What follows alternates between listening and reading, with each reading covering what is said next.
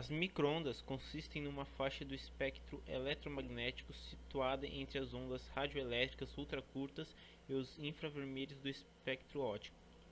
Este tipo de radiação eletromagnética situa-se na gama de frequência entre os 1000 e os 300.000 MHz, a que correspondem aos comprimentos de onda de 30 e 0,1 cm, respectivamente. As microondas, assim como os outros espectros eletromagnéticos, é um fluxo de fótons que viaja em padrão ondulatório movendo-se na velocidade da luz. Cada fóton contém certa quantidade de energia que muda cada tipo de onda. As microondas têm um pouco mais de energia que as ondas de rádio, ou seja, seus fótons contêm mais energia.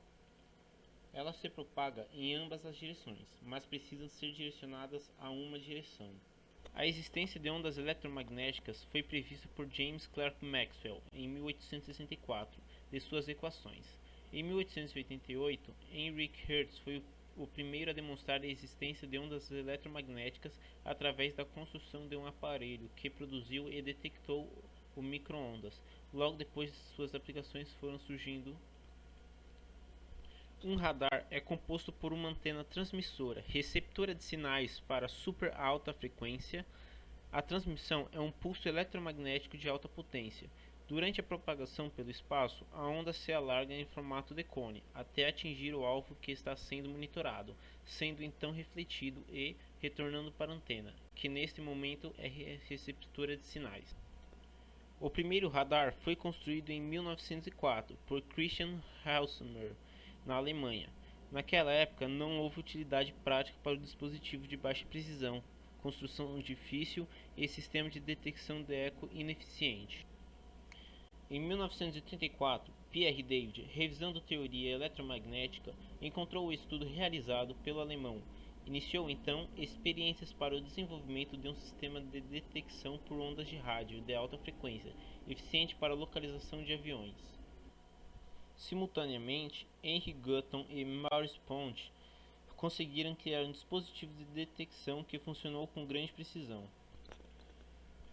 Em 1935, foi instalado o primeiro sistema de radiotelemetria no navio Normandie, com o objetivo de localizar e prevenir a aproximação de obstáculos.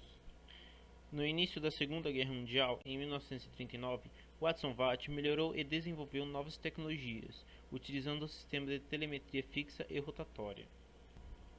Os radares foram muito importantes na previsão de ataques inimigos, pois os ingleses sabiam com precisão a distância, velocidade e direção do ataque, tendo tempo de dar o alarme para a produção se proteger, diminuindo imensamente as baixas civis, apesar do bombardeio constante efetuado pelos alemães.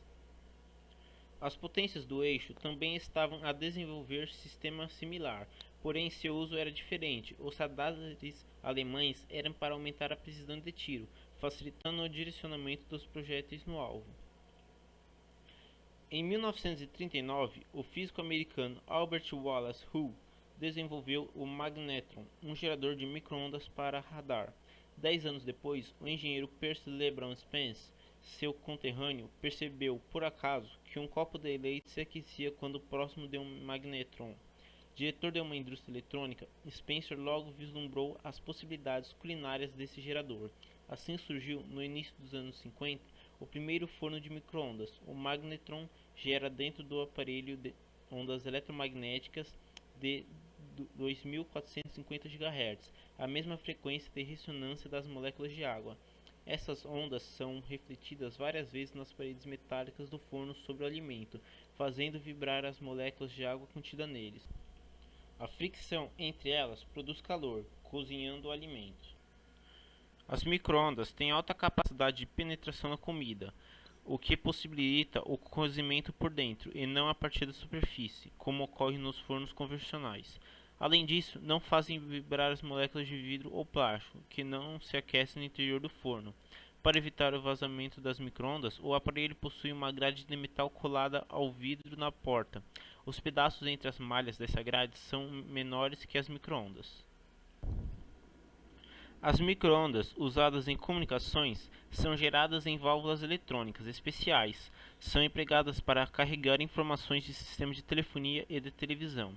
Sua vantagem sobre as ondas de rádio é que, devido às altas frequências que apresentam, podem carregar mais informações, já que a quantidade de informações transmitidas é proporcional à frequência. As antenas servem para captar sinais de radiofrequência em uma corrente elétrica e vice-versa. Ao se aplicar uma corrente em um condutor de elétrons livres, eles se movem para frente e para trás na mesma frequência da onda, que é interpretado por um receptor comum que traduz essa onda em imagens e sons.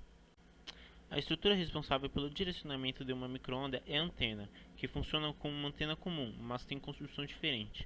Possui uma guia de onda, estrutura em forma de tubo metálico oco, circular ou retangular, que mantém a microonda confinada em uma determinada região do espaço, lentes e refletores.